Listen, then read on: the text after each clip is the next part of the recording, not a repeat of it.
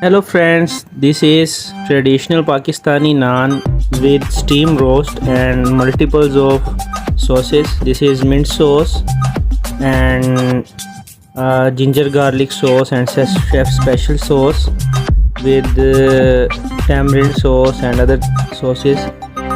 Look at this. This is a very delicious steam roast. Firstly, I fry and then wrap it and then steam. It's a very juicy and very delicious recipe. Must try at home and share with family. It's a very yummy and delicious food. So this is a final look. You can see with multiple of sauces and a delicious steam roast. Must try. Thank you.